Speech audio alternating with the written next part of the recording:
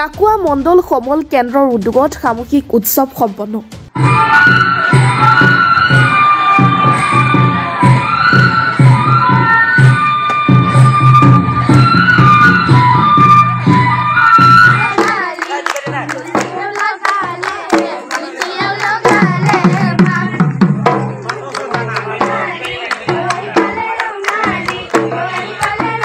ওদালগুৰি শিক্ষাখণ্ডৰ অন্তৰ্গত ডাকুৱা উচ্চ মাধ্যমিক বিদ্যালয়ত আজি সামূহিক উৎসৱ উদযাপন কৰা হয়।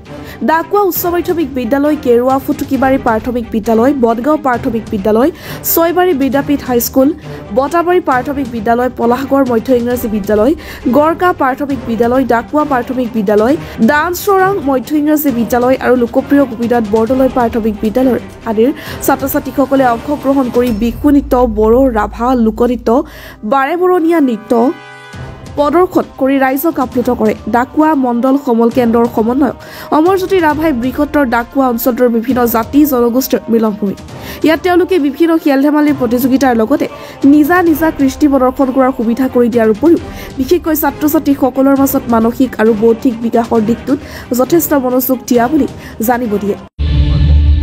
ডাকুৱা ক্লাছৰ অধীনত আজি আমাৰ ডাকুৱা উচ্চতৰ মাধ্যমিক বিদ্যালয়ৰ প্ৰাংগণত আমি আমাৰ ডাকুৱা ক্লাষ্টাৰৰ অন্তৰ্গত 10খন বিদ্যালয়ৰ গোটেইসমূহ ছাত্ৰ ছাত্ৰীসকলক লৈ পেলাই আজি আমি এটা কমিউনিটি ফেষ্টিভেল ইয়াতে আয়োজন কৰা হৈছে। প্ৰথমবাৰৰ কাৰণে আমি ইয়াতে এইটো আয়োজন কৰা হৈছে আৰু আমাৰ সমগ্ৰ শিক্ষাৰ অধীনৰ যিসমূহ নতুন ধৰণৰ কাৰ্যসূচী আহি আছে এই কাৰ্যসূচীসমূহ আমি যিমান পাৰোঁ ৰূপায়ণৰ কাৰণে চেষ্টা কৰিছোঁ। আৰু এই অঞ্চলটো আমাৰ বাৰেৰহণীয়া বিভিন্ন জনগোষ্ঠীৰে পৰিপূৰ্ণ এটা অঞ্চল আৰু প্ৰতিখন বিদ্যালয়তে আমাৰ প্ৰতিটো জনগোষ্ঠীৰ ল'ৰা ছোৱালীসকলে ইয়াতে পাঠদান কৰি আছে। এতিয়া পাঠদানৰ সমান্তৰালভাৱে আমাৰ যিসমূহ আমাৰ জনগোষ্ঠীয় যিসমূহ আমাৰ সংস্কৃতি আছে সেই সংস্কৃতিৰ যিসমূহ আমাৰ নৃত্যই হওক বা গীতেই হওক সেইসমূহৰ যিসমূহ পৰিৱৰ্তন আৰু প্ৰসাৰৰ কাৰণে আমি এটা ষ্টেপ লৈছোঁ। স্কুলীয়া পৰ্যায়ৰ ল'ৰা ছোৱালীখনৰ অন্তৰত জানো আমাৰ এই কালচাৰেল যিটো মনোভাৱ, সাংস্কৃতিক যিটো মনোভাৱ জানো সৰুৰ পৰাই জাগ্ৰত হয় আৰু আমাৰ হেৰাই যাব ধৰা যিসমূহ কৃষ্টি তাক জীয়াই ৰখাৰ কাৰণে এই নতুন প্ৰজন্মটোক আমি জানো উদ্বুদ্ধ কৰিব পাৰোঁ, তাৰে এটা মহান উদ্দেশ্য লৈ পেলাই এইটো কৰা হৈছে। আৰু ইয়াত আজি গোটেইখিনি বিদ্যালয়ৰে ছাত্ৰ ছাত্ৰীসকলে সুন্দৰভাৱে আহি তেওঁলোকৰ নিজৰ নিজৰ জনগোষ্ঠীয় যিসমূহ সাজ পোছাক পৰিধান কৰি পেলাই ইয়াতে আজি নৃত্য অনুষ্ঠানটো কৰিছে। আৰু আপোনালোকে আহি নিজেও গম পাইছে যে ইয়াৰ এটা এই ডাকুৱা অঞ্চলটোৰ যিটো পৰিৱেশ আজি এটা বেলেগ এটা ৰূপত মানে ৰূপান্তৰিত হৈছে বুলি আমি ক'ব পাৰোঁ। আজি ইয়াৰ অকল ছাত্ৰ ছাত্ৰীখিনিয়ে নহয়, ইয়াতে অভিভাৱকবিলাকেও আহি আমাৰ ইয়াতে যোগদান কৰিছে আৰু তাৰ কাৰণে আমি সকলোলৈকে ধন্যবাদ জ্ঞাপন কৰিছোঁ। পুৱাৰ ভাগত ডাকুৱা উচ্চ মাধ্যমিক বিদ্যালয়ৰ প্ৰধান শিক্ষক জয়ন্ত কুমাৰ বৰুৱাই পতাকা উত্তোলন কৰাৰ পিছতে কণ্ঠ বেজবৰুৱাই স্মৃতি তৰ্পণ কাৰ্যসূচী ৰূপায়ণ কৰে।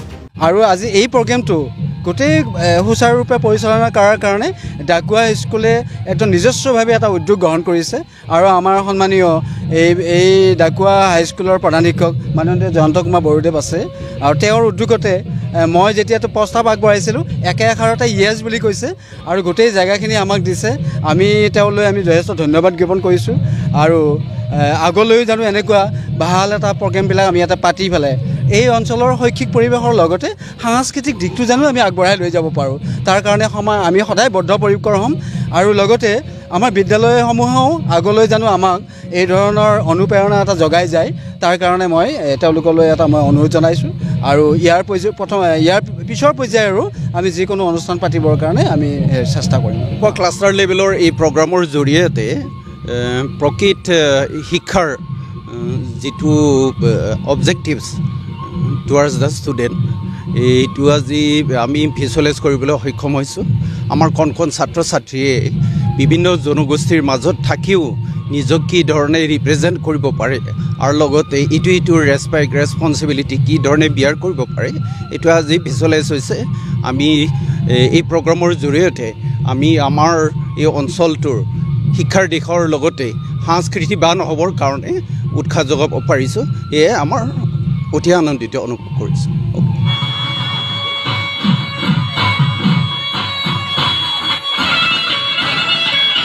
News desk report, the north east times.